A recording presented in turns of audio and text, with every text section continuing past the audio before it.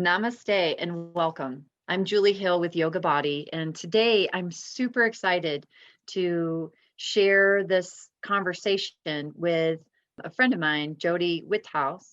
And she's going to be talking to us a little bit about kind of what we're all going through, what's going on right now with all of this kind of crazy COVID and how it's impacting in our bodies. And so, welcome, Jodi. Thanks, Julie. Thanks for having me. Oh, my pleasure. Thanks for being here. Jodi is a rehabilitation counselor for the Department of Vocational Rehabilitation with the state of Colorado. And she's kind enough to spend a little time talking to us about what we all might be experiencing, but on different levels, right? And Jodi, really what kind of spurred on wanting to have this conversation with you and then share it with others was I've noticed that when I'm out and about in my daily life, perhaps at the grocery store, or really anytime I'm in a building with other people, right? Outside is a little different, but when we have to go in to maybe shop for our groceries or to pick up other essentials or, even to go to different appointments and whatnot, you can see this underlying anxiety or tension starting to grow within people, feeling uncertain about what's going on and being even around other people in this closed space. And so I just wanted to talk a little bit about that. Sure. So, we see this pandemic happening around us every day. And I think what people don't understand a lot of times is that's trauma that we're all experiencing on a global level. And so we have three different types of trauma. We have acute, chronic, and complex. And so, acute could just be a minor incident that somebody has a reaction to, a minor car crash, but somebody sees that as more trauma to them. We have chronic, which is something that's prolonged. And so that's kind of where we're at with this pandemic, this chronic sense of when are we going to get out of this? That fear, that anxiety, the depression that goes along with it. And then it's interesting because it hits that complex trauma too. So we have those two last categories, chronic and complex. And so with complex, a lot of times you see it with natural disasters, with, things like 9/11 and now the pandemic. So we have those three different categories for sure. And the way that people react to the pandemic, it's going to differ between all of us. So, Yeah, absolutely.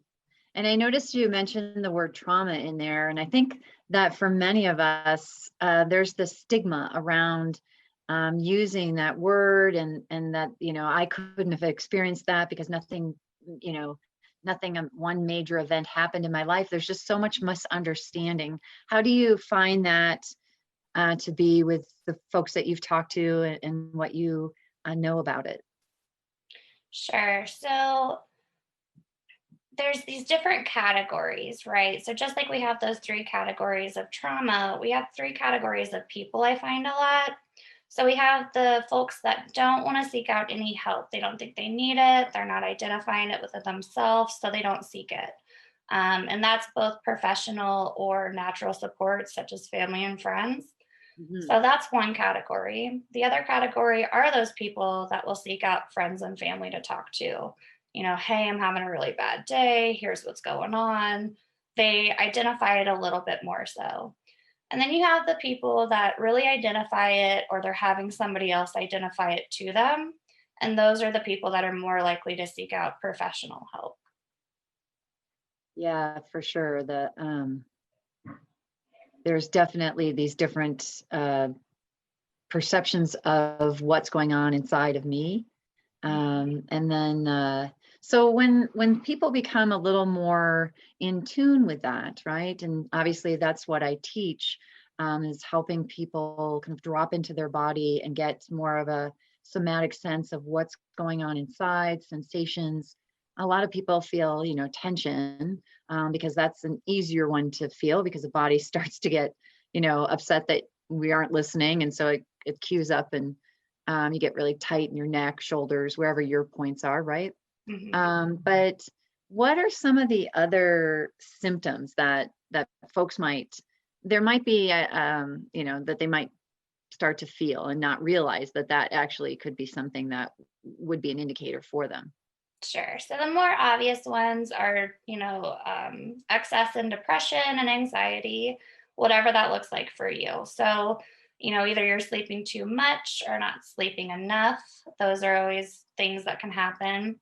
Anxiety, anything from pacing, skin picking, those not so common things that you will see, but it's like more so, right? So it's instead of just having like maybe one thought of COVID and just having it come and go, kind of like when you're practicing mindfulness, like thanking that thought for being there.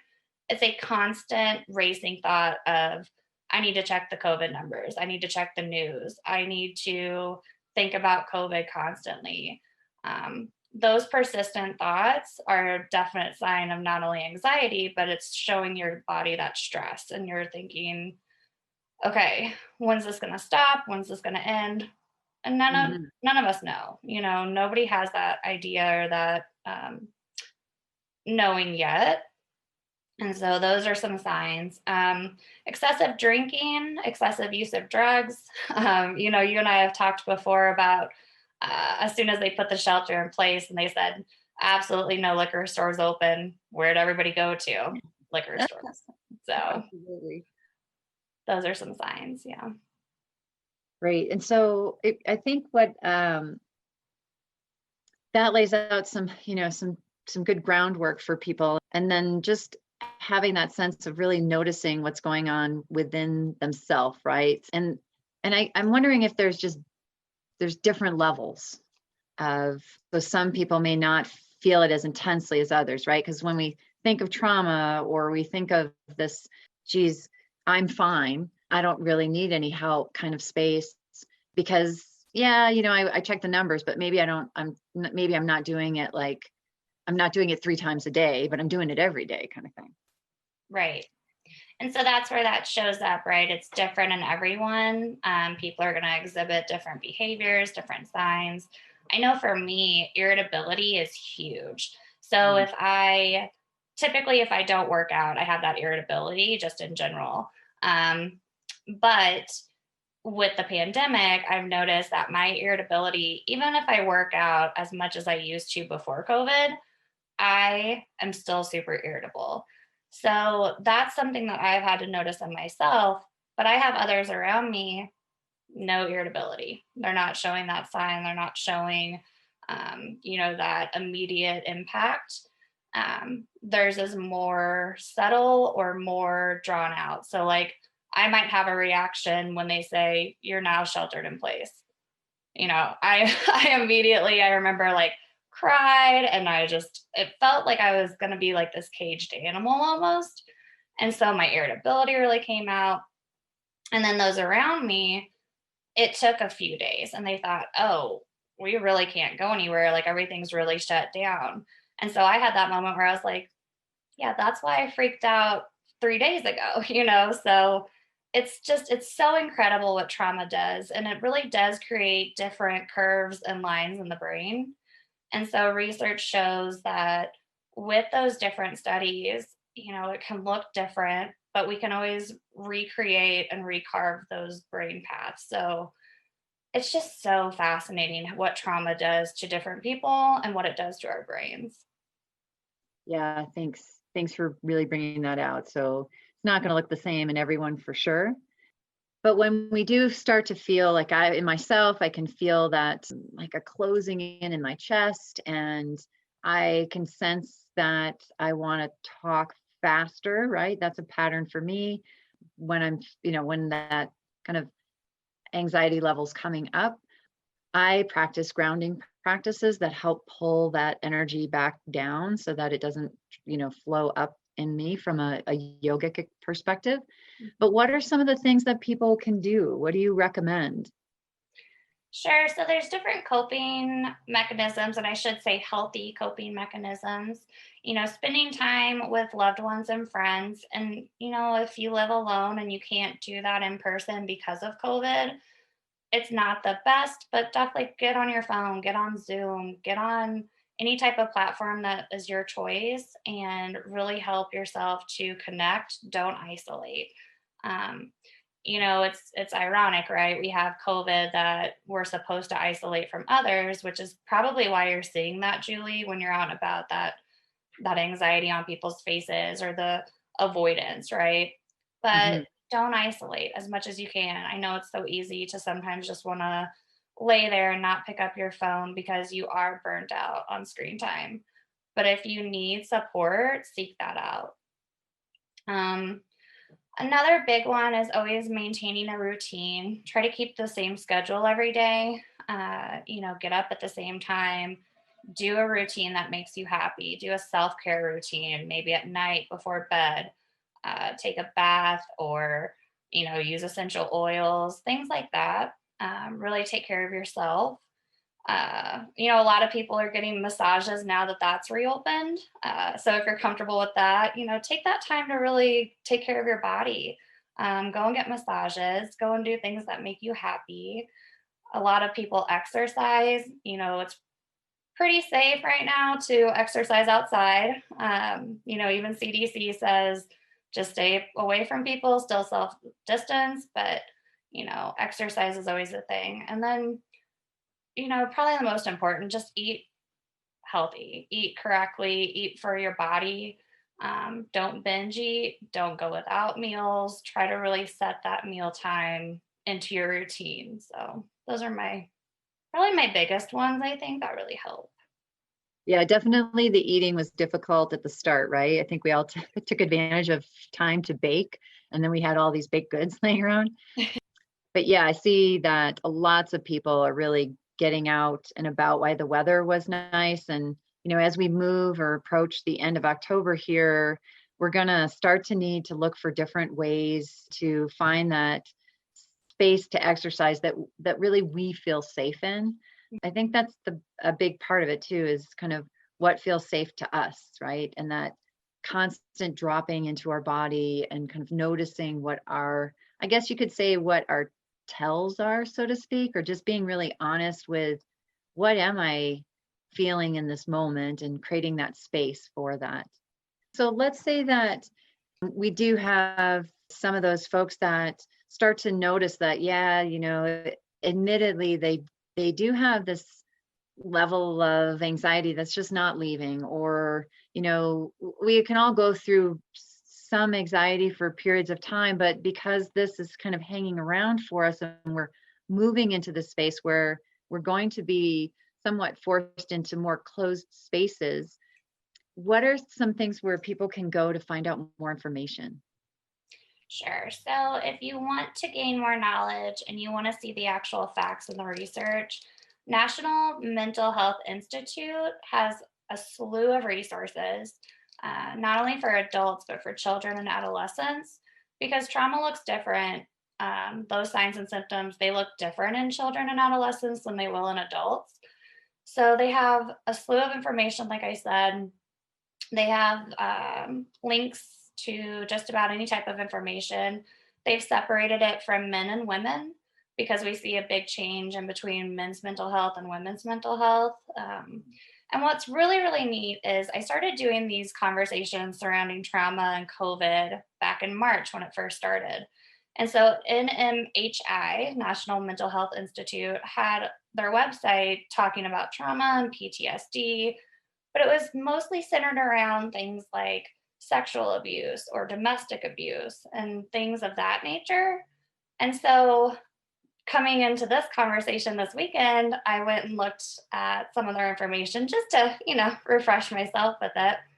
And I found that they have now changed their website to fit mental health and COVID 19. And I thought, oh my gosh, great. Like we are all on the same page that trauma and COVID are correlating. And so it was so neat to see that because they just have even more information. They have a panel of doctors and mental health people excuse me, who can really help identify. And so they have links to people to talk to if you decide that that's the route you want to take. They have a crisis lifeline resource. So they tell you how to call a crisis line. If someone you know or yourself is experiencing suicide, thoughts and ideations. There's a texting forum that you can use to also identify if you're in crisis. So there's just so many different ways of seeking out those resources. So my biggest thing is always do your research. If you do decide to go to therapy, do your research before you go. Great. So we can include that information as well after the call. So on a grand scheme of things, is there anything else that you would want people to know, or do you think that we've covered it all? So, just one more thing that I think is super interesting about all of this. This isn't the first pandemic that the US has experienced, or globally for that matter. For us as individuals, it is, right? But, back in 1918, when they had the flu, they went through it and they found afterwards that people came together and they were a lot closer after the whole pandemic. So, my biggest thing is, even though it feels like forever, from our past experiences, we realize that this isn't going to last forever. So we have that to look forward to. And then just that idea of us coming together as a closer nation after this, it's really uplifting. So Yeah, I Jodi, think that is something that we should all remember. thank you so much for sharing that. That's really important. And that does feel really like the light at the end of the tunnel, right? I look forward to a stronger community sense as we move out of this, and giving ourselves that time to transition back and pulling together. I love that. Yeah. Well, thank you again so much for spending your time with us and sharing some of your knowledge in this area. I'm going to make sure to include some of the links that you talked about, as well as someone wanted to reach out to you. I'll include your information as well. Sure. Well, thanks again. I really appreciate you giving me the platform to talk about this because it's very important. So thank you. Yeah. Thanks everyone for joining. Namaste. If you have any questions, please feel free to reach out to me at Julie@yogabodylllc.com.